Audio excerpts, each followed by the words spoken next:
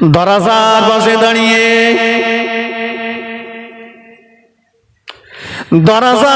দাঁড়িয়ে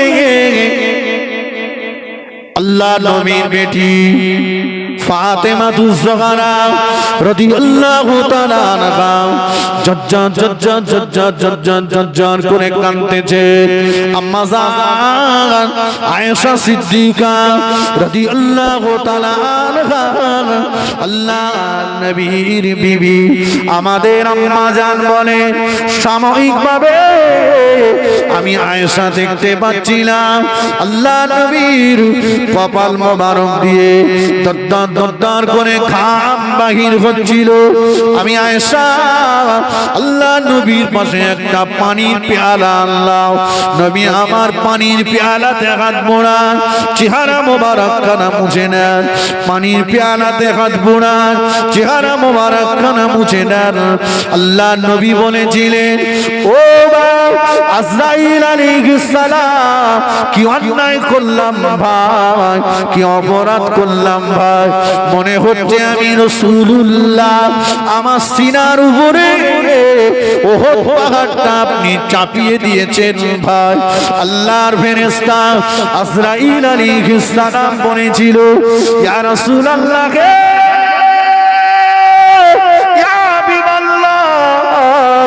হুজুর, আমি আজরাইল শাহাদাত আঙুলটাকে আপনার সিনার উপরে রেখেছি।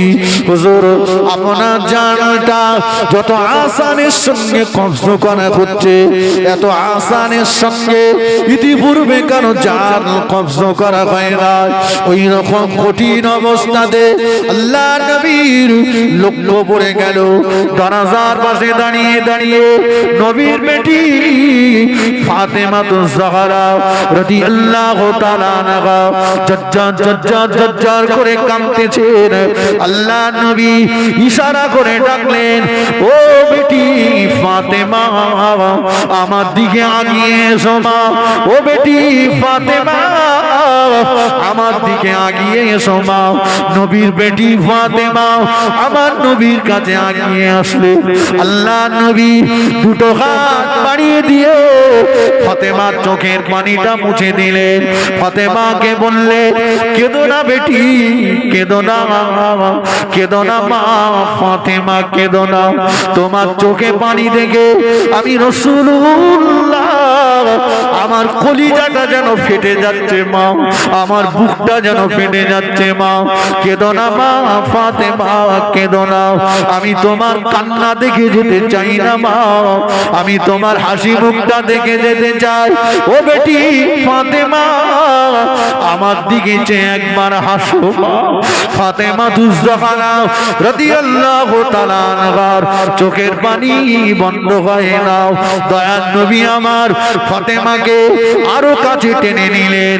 ফাতেমার চোখের পানি মুছিয়ে দিয়ে বললেন, বেটি ফাতেমা কেঁদো না মা, কেঁদো না। কেউ চিরকাল বেঁচে থাকবে না মা, তোমার চোখে পানি আমি তোমার আব্বা দেখে যেতে চাই না মা। ও বেটি ফাতেমা, আমি তোমার আব্বা জান তোমাকে বলে দিলাম, আমার ইন্তেকালের পরে আমার বংশের ভিতরে সর্বপ্রথম তোমার সঙ্গে আমার দেখা হবে।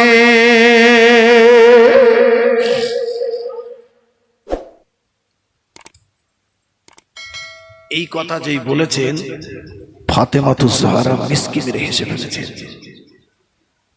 আমার এই কথাটা বলার কারণ হলো, নবী ফাতেমাকে হাসিয়ে গেছেন না কাঁদিয়ে গেছেন? কথা বলেন, হাসিয়ে গেছেন। তাহলে আপনি নবীর মাজারে যাবেন, মেয়েরটা মেয়েকে বুঝে দিতে হবে না? হবে না? ও স্বইচ্ছায় ছেড়ে দিল, আলহামদুলিল্লাহ আলাদা, কিন্তু ওটাকে বুঝে দেন। ফিরে আসুন। ফাতেমা বারবার দরজা খুলছে আর বলছে, আম্মা এখনো যে আমার আব্বা বাড়ি আসেনি। মনে আছে তো? আবার বেশ কিছুটা সময় পার হয়ে গেল। আল্লাহ নবীর বেটি আমাদের বুবুজান ফাতেমাতুজ জাহরা রাদিয়াল্লাহু তাআলা আনহা দারাজার পাশে চলে গেলে দারাজাটা খুলে বললেন, আম্মা জান, ও আমার আম্মা জান, ওই দেখুন না একজনা ব্যক্তি আমাদের বাড়ির দিকে গুটি গুটি পায়ে এগিয়ে আসছে। আম্মা জান, আমি ফাতেমা এমন মানুষ জীবনেও কোনোদিন চোখে দেখিনি। ও আমার আম্মা জান, একজনা ব্যক্তি আমাদের বাড়ির দিকে গুটি পায়ে এগিয়ে আসছে।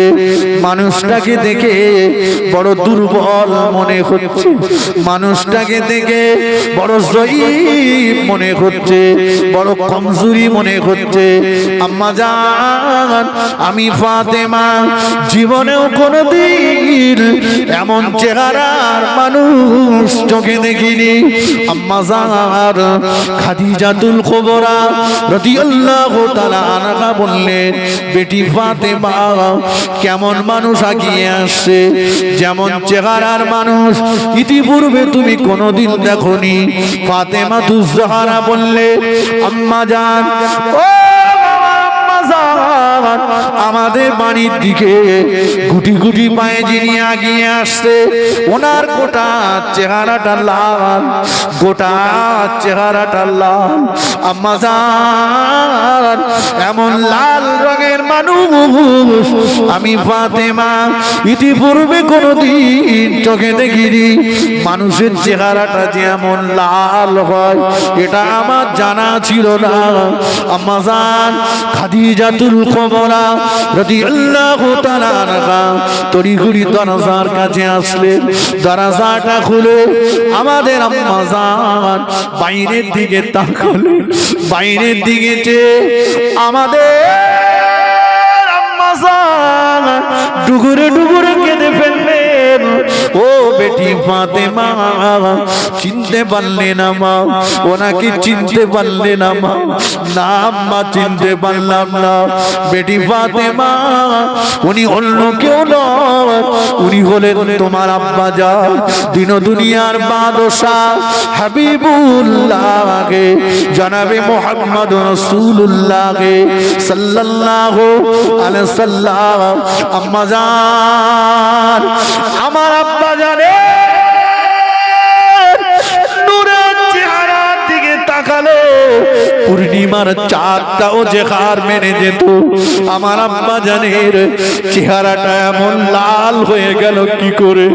মা খাদিজাতুল কুবরা বললেন, ও বেটি ফাতেমা, তোমার আব্বা জান দিনের দাওয়াত দিতে গিয়েছিল, বেঈমানের দলেরা তোমার আব্বা জানকে এত মার মেরেছে।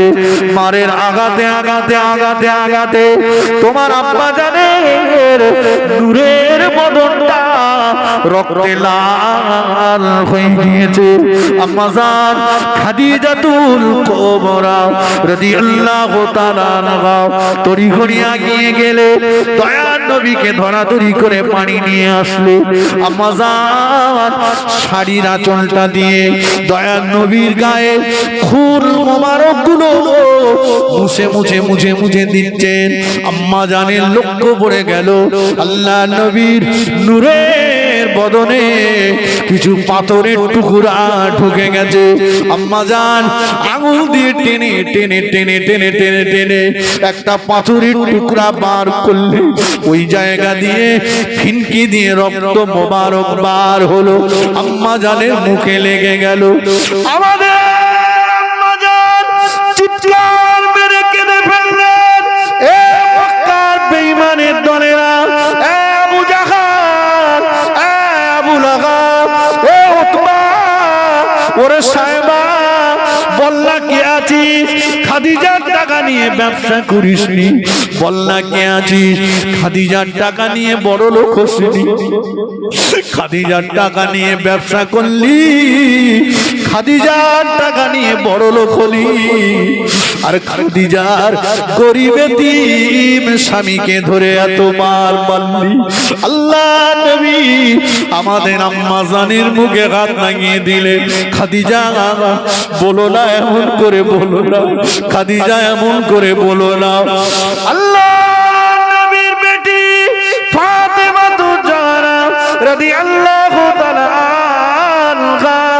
কচি কচি দুটো গাছ আল্লাহ পাকের দরবারে তুলে রোনাজারি করছেন আল্লাহ পাক।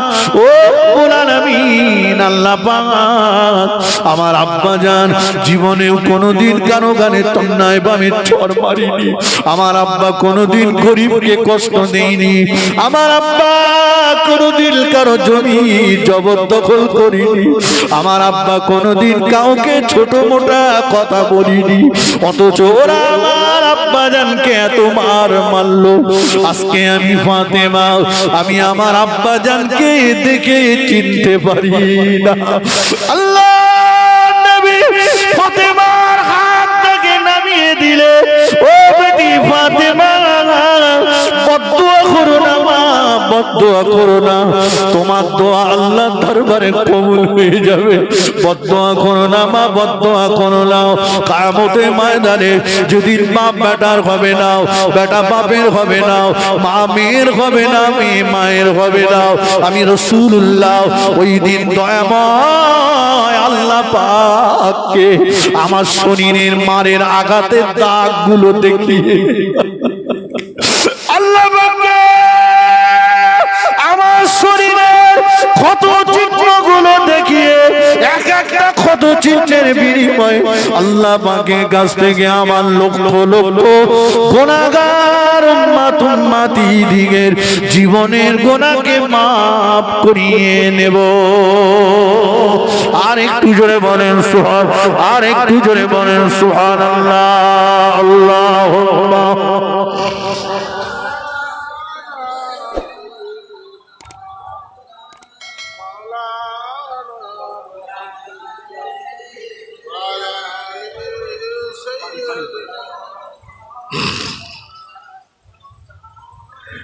নবী রওজা শরীফ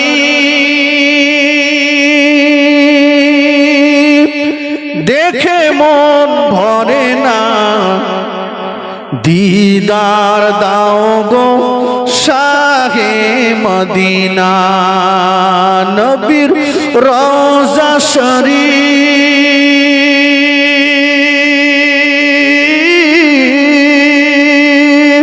দেখে মন ভরে না, দিদার দাও গো শাহে মদিনা।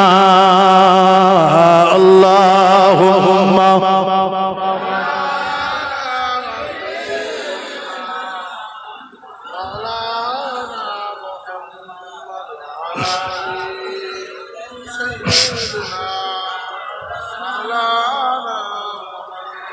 আরশের মেহমান করেছেন আল্লাহ, কত শান কত মান মোর কামলিওয়ালা। ও গো মদিনাওয়ালা করো করুণা, দিদার দাও গো শাহে মদিনা। নবীর রওজা শরীফ দেখে মন ভরে না, দিদার দাও গো শাহে মদিনা। আল্লাহুম্মা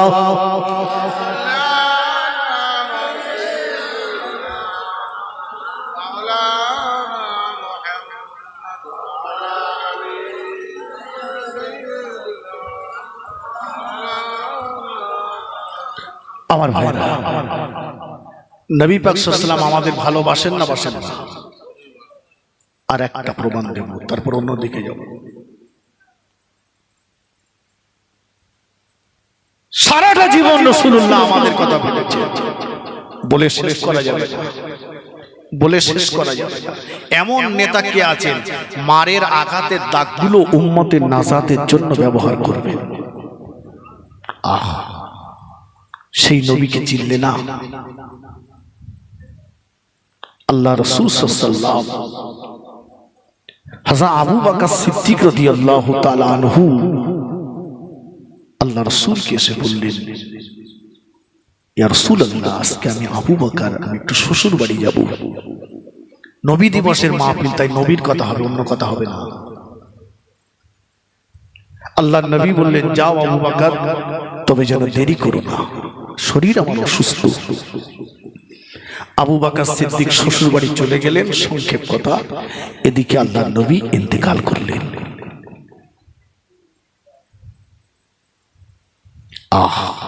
মদিনার মসজিদে নববী শরীফে সাহাবীদের ভিতরে কান্নার রোল পড়ে গেছে, যারা এক মুহূর্ত আমার নবীকে না দেখলে থাকতে পারতেন না। ফারুক আযম ওমর রাদিয়াল্লাহু তাআলা আনহু তলোয়ারটা নিয়ে বেরিয়ে পড়েছেন। এই মদিনাবাসীরা, কেউ যদি বলে নবী ইন্তেকাল করেছে, আমি ওমর তার ধরার গর্দান আলাদা করে দেব। কে বলছে? ওমর। ওমর রাদিয়াল্লাহু আনহু তলোয়ার নিয়ে বলছে। আবু বকর সিদ্দিক রাদিয়াল্লাহু তাআলা আনহু খবর পেয়ে পাগলের মতো দৌড়াতে লাগলেন। দৌড়ে দৌড়ে দৌড়ে দৌড়ে আল্লাহ নবী বিবি আমাদের আম্মা জান আয়েশা সিদ্দিকা রাদিয়াল্লাহু তাআলা আনহার হুজরাতে চলে আসলেন। এসে দেখেন আল্লাহ নবীকে একটা চাদর মুড়ি দিয়ে শুইয়ে রাখা হয়েছে।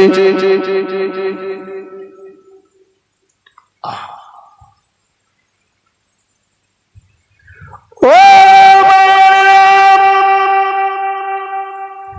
আল্লাহ নবী সাহাবী আবু বকর সিদ্দিক রাদিয়াল্লাহু তাআলা আনহু পাশে বসে পড়লেন, জজ্জর করে কাঁদতে লাগলেন। ইয়া রাসূলুল্লাহ, ইয়া হাবিবাল্লাহ, হুজুর আমি আবু বকর আপনার কাছ থেকে অনুমতি নিয়ে তবেই আমি শ্বশুর বাড়ি গিয়েছিলাম। হুজুর আপনি আমি আবু বকর আমার থেকে বিদায় নিলেন। ইয়া রাসূলুল্লাহ, আমি আবু বকর, আমি আপনার বাল্যকালের সঙ্গী, আমি আবু বকর, আমি আপনার তারুণ্যের সঙ্গে, আমি আবু বকর, আমি আপনার হিজরতের সঙ্গে। হুজুর আজকে আমি আবু বকরকে রেখে আপনি চলে গেলেন, আমি আবু বকর মনের কথাগুলো আর কার সঙ্গে গল্প করব? আবু বকর সিদ্দিক আল্লাহ নবীর মাথার দিকে চাদরটা আলগা করে দয়ার নবীর পেশানি মোবারকে একটা চুম্বন লাগিয়ে দিলেন।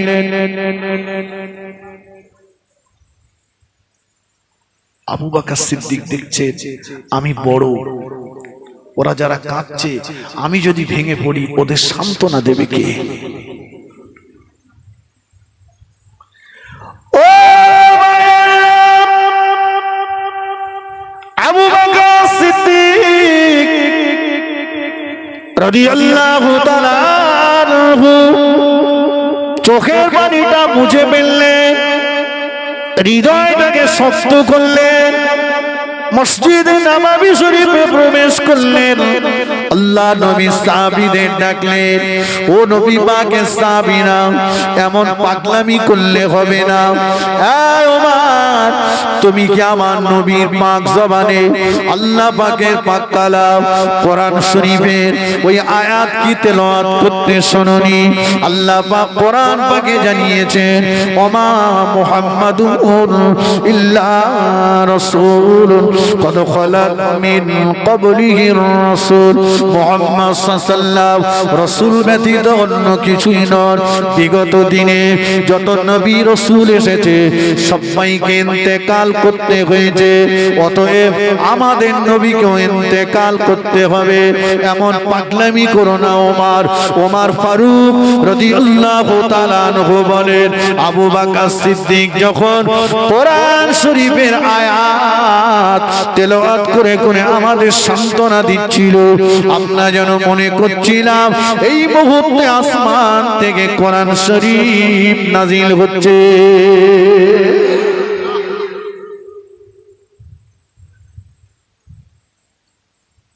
বাড়ির বড় যে হয়, বিপদে মুসিবতে ঝড়টা একটু তার উপর দিয়ে যায়। আবু বকর সিদ্দিক সবাইকে সান্ত্বনা দিচ্ছেন। আবু বকরের চোখে পানি নাই। এবারে যে একটা কঠিন মুহূর্ত, আমার নবীকে কবরের মাটিতে নামানোর পালা। যারা এক মুহূর্ত নবীকে না দেখলে থাকতে পারে না, তারা নবীকে কবরের মাটিতে, আল্লাহ নবীর কবরে, মোবারক কবরে কোন কিতাবে লেখা আছে 3 জন সাহাবী নেমেছিলেন, কোন কিতাবে লেখা আছে 4 জন সাহাবী নেমেছিলেন।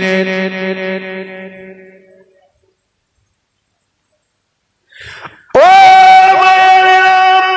আল্লাহ নবী মোবারক কবরে মাথার দিকে নেমেছে হযরত ইবনে আব্বাস রাদিয়াল্লাহু তাআলা আনহু, পায়ের দিকে নেমেছে নবীর জামাতা হযরত আলী রাদিয়াল্লাহু তাআলা আনহু, মাঝখানে নেমেছে আবুল ফজল আবুল কাসিম রাদিয়াল্লাহু তাআলা আনহুমা, উপরে আল্লাহ নবীর সাহাবীরা নবীর কবরকে ঘিরে দাঁড়িয়ে আছে। আবু বকর সিদ্দিক উপরে আল্লাহ নবীর কবর মাথার দিকে দাঁড়িয়ে আছে। হযরত ইবনে আব্বাস রাদিয়াল্লাহু তাআলা আনহু দুটো হাত বানিয়ে দিয়ে আল্লাহ নবীর মোবারক মাথাটাকে বুকের সঙ্গে জড়িয়ে ধরলেন। হযরত আলী রাদিয়াল্লাহু তাআলা আনহু কবরে নেমে দুটো হাত বাড়িয়ে দিয়ে আল্লাহ নবীর কদম মোবারক দুটো বুকের সঙ্গে জড়িয়ে ধরলেন। যে আবু বকর সিদ্দিকের চোখে এতক্ষণ পানি ছিল না, যে আবু বকর সিদ্দিক এতক্ষণ সবাইকে সান্ত্বনা দিচ্ছিল, ওই আবু বকর সিদ্দিকের চোখ দিয়ে টপ টপ টপ টপ করে পানির টোসা গড়িয়ে যায়। ওই আবু বকর সিদ্দিক ঝরঝর ঝরঝর ঝরঝর করে কাঁদতে লাগলেন। ও ইবনে আব্বাস, ও নবী পাকের সাহাবী ইবনে আব্বাস, খুলে দাও, খুলে দাও, একটা বার আমার দয়া নবীর, একটা বার আমার নূর নবীর মাথার দিকের কাপড়ের কাপড়টা খুলে দাও, একটা বার আমার দয়া নবীর মাথার দিকে কাপড়ের কাপড়টা খুলে দাও, একটা বার দয়া নবীর চাঁদ মুখখানা দেখেনি। হযরত ইবনে আব্বাস রাদিয়াল্লাহু তাআলা আনহু আল্লাহ নবী মাথার দিকে কাপড়ের কাপড়টা খুলে দিলে, যেই না খুলে দিয়েছেন আবু বকর সিদ্দিক হাও হাও করে কেঁদে ফেললেন। ও ইবনে আব্বাস, একটা বার আমার দয়ার নবী নূর নবীর নূরের মুখটার দিকে চেয়ে দেখো, আবার নবীর ঠোঁট দুটি যেন বিড়বিড় বিড়বিড় বিড়বিড় করে নড়ছে। ও একটা বার আমার দয়ার নবীর নূরের মুখটার দিকে চেয়ে দেখো, নবীর দুই চোখে দুই কোণে যেন বিন্দু বিন্দু পানি জমে আছে। হযরত ইবনে আব্বাস বলেন, দয়ার নবীর নূরের মুখটার দিকে তাকালাম, আমি দেখতে পেলাম দয়ার নবীর দুই চোখে দুই কোণে বিন্দু বিন্দু পানি জমে আছে। আমি আমার দয়ার নবীর পবিত্র জবানের কাছে আমার ঠোঁট দুটো, আমার জবানটাকে, আমার কানটাকে নিয়ে গেলাম, স্পষ্ট শুনতে পেলাম আল্লাহ নবী কবরের মাটিতে শুয়ে শুয়ে বলেন, রব্বি হাবলি ইয়া উম্মতি, আল্লাহ আমার গুনাহগার উম্মতের উপায় কি হবে, আল্লাহ আমার গুনাহগার উম্মতের উপায় কি হবে। আরেকটু জোরে বলেন সুবহানাল্লাহ, আরেকটু জোরে বলেন সুবহানাল্লাহ, নারে তাকবীর।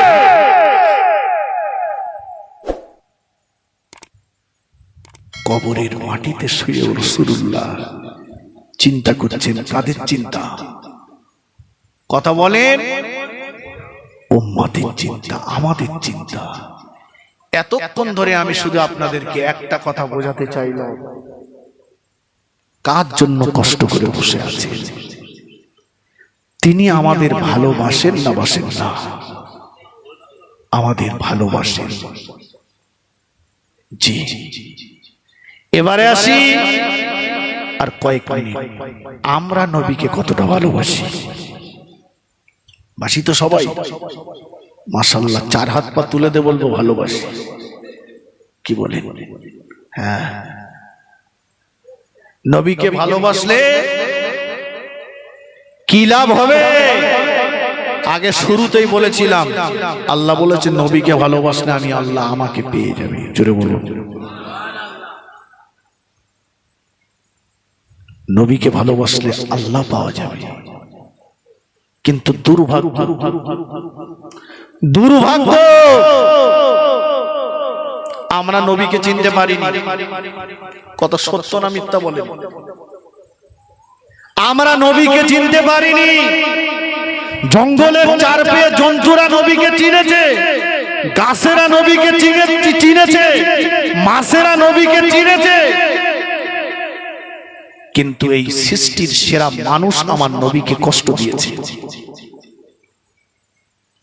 সৃষ্টির সেরা মানুষ নবীকে মেরেছে, নবীকে রক্তাক্ত করেছে, নবী দমদম মোবারক শহীদ করেছে। আজও এই সৃষ্টির সেরা মানুষ আমার রাসূলের বিরুদ্ধে অপপ্রচার চালাচ্ছে। কথা ঠিক কিনা বলে? কিন্তু জন্তু জানোয়ারেরা নবীকে ভালোবেসেছে, তারা নবীকে চিনেছে। আমার মায়েরা যারা আছেন, নবী দিবসের মাহফিল, মেয়েরা নবী হতে পারেনি, তবে নবীর মা হয়েছে। জগতে এত মেয়ে থাকতে আল্লাহ আমিনার গর্ভে রাসূলকে দিয়েছেন। পরিশেষে আমি আমার মায়েদেরকে বলে যাব, আপনি মায়ের মতো মা তৈরি হয়ে যান। মায়ের পাওয়ার, মায়ের মর্যাদা অনেক বেশি। যে সময় মক্কার মানুষেরা মেয়ে হলে পরে জীবন্ত মেয়েগুলোকে বালির ভিতরে কবর দিত, আজও মক্কা শরীফের সেই কবরটা জলজল করছে, যেখানে জীবন্ত মেয়েদের কবর দেওয়া হতো। হাজী সাহেবরা দেখে এসছেন জীবন্ত কবরস্থান। আমার নবী নারী জাতির সম্মানের হাত ধরে উঁচু করে বললেন, না হে সাহাবীরা, হে মক্কার মানুষেরা, তোমরা মেয়েদের সঙ্গে দুর্ব্যবহার করো না, মেয়েদেরকে নিচু নজরে দেখো না।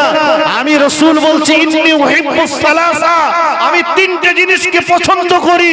তার ভিতরে রাসূল বললেন ওয়ান নিসা, আমি রাসূলুল্লাহ নারী জাতকে পছন্দ করি।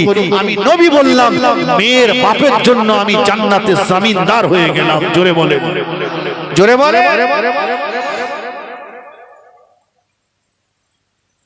মেয়ের বাপের জন্য আমি জান্নাতে জামিনদার। আল্লাহ নবী বললেন, না, এই মেয়ে এ যখন বড় হবে, যখন বিবাহ হবে, হে মক্কার মানুষেরা, হে আমার সাহাবীরা, হে আমার উম্মতেরা, তুমি তোমার স্ত্রীর সঙ্গে দুর্ব্যবহার করো না, তোমার স্ত্রীর সঙ্গে খারাপ আচরণ করো না, তোমার স্ত্রীকে তুমি দাসী মনে করো না, তোমার স্ত্রীকে তুমি কষ্ট দিও না। আমি রাসূল বলছি, আদ-দুনিয়া কুল্লুহা মাতাউন, গোটা দুনিয়াটাই একটা পুরুষের জন্য সম্পদ। খায়রুল মাতাঈদ দুনিয়া আল মারআতুস সালিহা, হাজার হাজার সম্পদের ভিতরে তোমার স্ত্রী হলো তোমার জন্য শ্রেষ্ঠতম সম্পদ। জোরে বলে, একটু সুবহানাল্লাহ জোরে হয়নি কেন? লাইন ভালো না নাকি? আল্লাহ নবী বলেছে স্ত্রী শ্রেষ্ঠ সম্পদ, নবী ভুল বলেছে? এটুকুন বুঝিয়ে দেই ভাই। আপনারে যদি বলা হয় কোন 18-20 বছরের যুবক, ওরে যদি বলা হয় তোর ভাঙর কলেজের পাশে যা ঘরবাড়ি আছে তুলে 30 বিঘা জমি তোর দেবো, তোরে 30 কোটি টাকা দেবো, 30 বিঘে জমি দেবো আর 30 কোটি টাকা দেবো, ছোট্ট একটা শর্ত, জিন্দেগি জীবনে কোনোদিন কোন নারীর সংস্পর্শে যাওয়া হবে না। ও যুবক খুশি হবে? কথা বলেন। চাচাতাই মাথা নাড়া দিচ্ছে আর যুবক। ভাই তাহলে শ্রেষ্ঠ সম্পদ কি?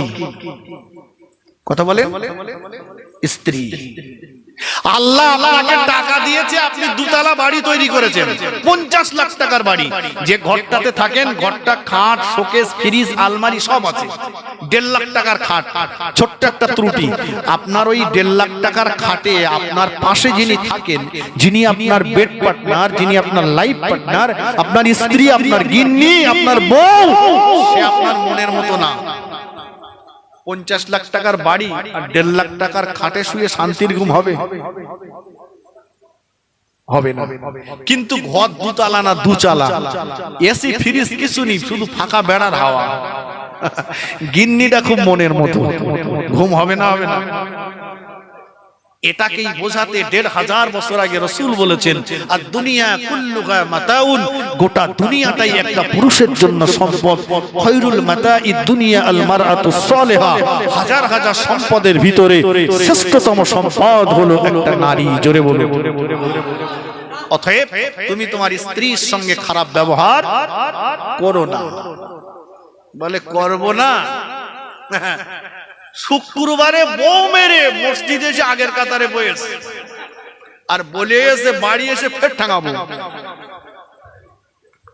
এই আসামি আসে না? নেই। চাষি মাঝে মাঝে এখনো বলে, খোকা তোর চাষার সে যুদ্ধ বলো যায়নি, ও এখনো কিন দেখায়। কিছু কিছু আছে বৌমারা ওষুধ, এ মনে করেছে বিয়ে করে এনেছি মানে যখন তখন কালী পুজোর ঢোলের মতো গুরুম গারাম চেলকে দৌড় যাই হবে না। শোনেন, আল্লাহ রাসূল নারী জাতির সম্মান দিয়েছেন। নবী বলেছেন, না, ওর সঙ্গে দুর্ব্যবহার করো না। তোমার স্ত্রী তোমার কাছে অন্যায় করেছে, ওই স্ত্রীর অন্যায়টাকে তুমি ওকে সামনে রেখে মেরো না। এমন একটা দিন ছিল যেদিন তুমি যৌবনের তাড়নায় এত উত্তেজিত ছিলে, গোটা পৃথিবীর সমস্ত নারী তোমার জন্য হারাম ছিল। সেদিন তোমাকে সবচাইতে বেশি আনন্দ দিয়েছিল তোমার স্ত্রী। সেদিনটার কথা মনে করে আজকের অপরাধটা আল্লাহর রাস্তাতে ক্ষমা করে দাও। এখন তো ক্ষমা ভাই। সেদিন এক জায়গায় গেছি, বিশ্বাস করেন, বলছে হুজুর আমার জামাই আমার মেয়েরে 22 তালাক দিয়েছে। কত তালাক? 22 তালাক। গল্প বলছি না, বলো সত্যি কথা। মানে এত রাগা রেগে গেছে, বলতে তুই তালাক, তোর বাপ তালাক, তোর মা তালাক, গোষ্ঠী শুদ্ধ সব তালাক। মানে বিয়ে করেছে বৌরি আর তালাক দিচ্ছে শাশুড়ি। এত রাগা রেগে গেছে, একদম অ্যাভেলেবেল হয়ে গেছে। মাঠ থেকে মাল কাঁচা মেরে বাড়ি এসে পানি দিতে দেরি হয়ে ঝেড়ে দিলে তালাক। দে মাথা ঠান্ডা হলি মসজিদের আশেপাশে ঘুরঘুর করে ঘুরে বেড়াচ্ছে। কি ব্যাপার? ইমাম সাহেব বলে, তোর জীবনে তো মসজিদের পাশে দেখিনি। আর বলতে হুজুর কলে পড়ে গেছে। কি বলে? রাগের পরে দে ফেলিস, লোয়া যাবে। আবার ঘুরে গেলে সেদিন এক জায়গায় বলছি তো, বলছে আবার নিতে গেলি হোসেন চাচার ডাকতে হবে। মানে চাচার দে আবার ঘুরকে ফিরকে নিতে হবে। কেউ কেউ বলছে ওই বা সালা, ওই বা সালার আগের পর দে ফেলেছি, অসুবিধে নেই। ওই নে থাকা আর পতিতালয়ে থাকা পার্থক্য নেই দুটো। যে শোনেন, ইব্রাহিম খলিলুল্লাহ আল্লাহর নবী, বুখারী শরীফের হাদিস, গল্প বলছি না, বেটা ইসমাইল। তো একদিন ইসমাইল আলাইহিস সালামের বাড়িতে গেছেন, যে দেখছেন ইসমাইল আলাইহিস সালাম বাড়ি নেই। তা যে বলছেন আসসালামু আলাইকুম, তা ঘরের ভিতর থেকে সালামের জবাব দিলেন। আওয়াজটা একটু কর্কশ আওয়াজ। কি নাম আওয়াজ বললাম? কর্কশ আওয়াজ। তা বলছে কাইফা হালুকা ইয়া উম্মি, মা তোমরা কেমন আছো? বলে কোন রকমে যাচ্ছে, টেনে টুনে চলে যাচ্ছে। আমাদের ঘরে বউরা বলে না, বলে। বলছে কে আপনি? বলছে আমার পরিচয় নিতে হবে না, তবে তোমার স্বামী বাড়ি আসলে বলো ঘরের চৌকাঠটা দুর্বল একটু পাল্টে নিতে। বুখারী শরীফের হাদিস, গল্প না। তো ইসমাইল আলাইহিস সালাম বাড়ি আসলেন। আসলে বউ ওনার গিন্নি ওনাকে কথাটা বললেন। তা উনি শুনে বললেন, বিবি তোমার কপাল ফেটেছে। কেন? বলছে যিনি এসেছিলেন উনি আমার আব্বা আল্লাহর নবী ইব্রাহিম। এই চৌকাঠ পাল্টাতে বলেছে, মানে তোমাকে তালাক দিতে বলেছে। তালাক দিলেন, তালাক দিয়ে দিলেন, যে আবার একটা বিয়ে করলেন। তবে খবরদার এই ওয়াজ শুনে বাড়ি গিয়ে যেন বউ তালাক দেবেন। যে তুই আমার বাপের কথা শুনিস নি তো? উনি আল্লাহর নবী, ওনার চিন্তা আর আমাদের চিন্তা এক না। আল্লাহর শুকরিয়া আদায় করেননি, আদায় করবে কি করে ভাই? একটা মেয়ে বিয়ে করার জন্য তার 4টে গুণ দেখার কথা বলা হয়েছে, তার ভিতরে সবচাইতে বেশি প্রাধান্য দাও দেখো মেয়েটা দিনদার কিনা। কি কিনা? দিনদার কিনা। আমরা বলছি দিনরা থাকে, তার মাল আছে কি বল? মালদার দিকে এনেছে, এখন মালদার দিকে বৌমা এনেছে, চাষা কনকনে ঠান্ডা ঠাসা কুয়াশা চায়ের দোকানের সামনে ঘুরে বেড়াচ্ছে। ও চাচা এখনো দোকান খুলিনি, তুমি ঘুর ঘুর করে ঘুরতোস কি ব্যাপার? বলতে খোকা একটু সকালবেলা চা খাওয়ার নেশা, তাই এইসি একটু চা খাবো। তোমার তো 3টে বৌমা, বলে আর বলো না খোকা, চা করার কথা বললি ঝামেলা বাড়বে। ঠিক বলেছে, কারণ তুমি তো চা করে দেবা বৌমা আনোনি, তুমি তো মালদার দেখে এনেছো, ও তো মাল নিয়েছো, তোমার চাকর দেবে না। তুমি যদি দিনদার দেখে আনতে, তা তুমিও নামাজ পড়তে উঠবা, বৌমা উঠবে। বৌমা নামাজ পড়ে শ্বশুরের জন্য চা করে রেডি করে বসে থাকবে। কথা ঠিক কিনা বলে? জি, দিনদার হোক আর না হোক, একেবারে হাজির মাল কান্দে কান্দে ছেলে মেয়ে দেখতে গেছে। যে মা, ও মা, আমি বলো কোরআন জানা মেয়ে, তুমি জানো মা? মা বলে জানি মানে বাপ 3-4 বার এপার থেকে ওপারে গেছে। ভাই বিশ্বাস করেন, আমার চিন্তা হয় ওই মেয়েটা যদি ওই কথাটা না বলে যদি পাল্টা ছেলের বাপটাকে জিজ্ঞাসা করতো যে আপনি আমাকে জিজ্ঞাসা করছেন কোরআন জানি কিনা, যার জন্য আমাকে দেখতে এসেছে, আপনার ছেলেটা কি কোরআন জানে? সে তো কলকে কোম্পানির ম্যানেজার, কলকে কোম্পানির ম্যানেজারের জন্য কোরআন জানা মেয়ে খুঁজ দিয়েছে। চিন্তা করেন দিন। আর ও বাপের বাড়িতে পড়েও রেখেছে, একটা কোরআন শরীফ এনেছে, এনে সানসেটে তুলে রেখেছে, বলে শ্বশুর কবে মরবে সেই দিনও জন্মে শোনার সঙ্গে কবরে পাঠাবো, তার আগে জি না। এটা এই তালাকের অপব্যবহারের জন্য আজকে তালাক নিয়ে বিধর্মীদের কাছে আমাদের কথা শুনতে হয়। তালাক না, ইসলাম বলছে তোমার বিবিকে তালাক দেওয়ার আগে তুমি স্ত্রী, তুমি স্বামী, তোমার বিবি তোমার কথা নেয় না, তোমার কথা শোনে না, তোমার কথা মানে না।